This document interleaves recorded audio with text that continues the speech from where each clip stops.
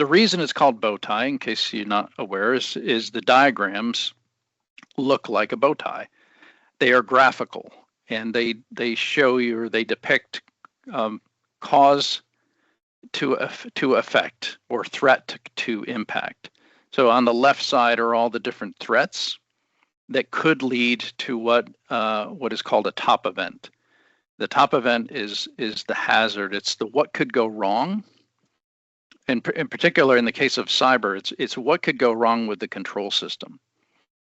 And then on the far right are the ultimate consequences. In other words, okay, so the control system's compromised, but what does that mean to operations? Well, it depends on how it fails too. Did the PLC just brick? Did the HMIs just go blank? Where that would be a loss of availability, loss of view type event. Or has the logic solvers, the PLCs or DCS, been compromised in a way that you can't trust the inputs and outputs? Have they been compromised? Well, the consequence there could be quite different. And so it's really important to look at kind of all of those different top events. And then between the threats in the top event and between the top event and the impacts, you see these little bars, vertical bars. Those are barriers. So that's where you identify what barriers do we have in place that would either prevent that threat from actually causing that top event, or on the right side, what barriers are in place that would mitigate the consequences. So yes, you have your top event, but what barriers are there in place that would reduce the impact or the severity? And so this diagram is really illustrating your pathways, and you can calculate a risk for each of the different outputs or consequences. So that was generic. This diagram just kind of shows how it can be applied to cybersecurity. This is very general. So on the left side, the threats here more from a kind of an IT security standpoint. The threats might be phishing or credential stuffing or application compromise.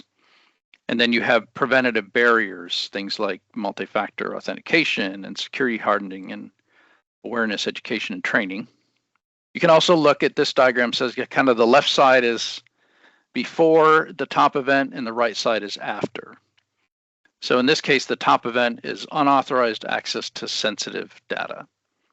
Okay, so and then if that happens, what does that actually mean? Well, it depends. So it could be loss of, in this case, it could be financial loss of funds. It could result in regulatory fines, could result in reputational damage. And then here again, those kind of barriers there are things like, primarily on the right side, it's mostly about detection and response. So this event happened, but if you can detect it and respond to it quickly, you can minimize the actual impact. So detection, response, containment, recovery, root cause, lessons learned. So this is a really simple example of bow tie applied to cyber, but not OT. So we're going to go into, first we take whatever system it is. So say it might be a system controlling a refinery or a pipeline or a pharmaceutical manufacturing facility or a water wastewater treatment. So we partition that system down into security zones, which really are kind of like either the main control systems, the main subnets of your network. How you partition it is very dependent on how the system is architected and what are the components. But once you do, you'll go through each of those zones, and you'll look at. We recommend these three or four of these top events. You look at what would happen if I lost view, if operators lost view. What would happen if I lost control? I can't trust the inputs and outputs of the PLC or logic solver. A loss of availability. What would happen if the system just went away? Dropped off the network, ransomware event, lost power. And then sometimes, depending on the application, loss of sensitive information is important.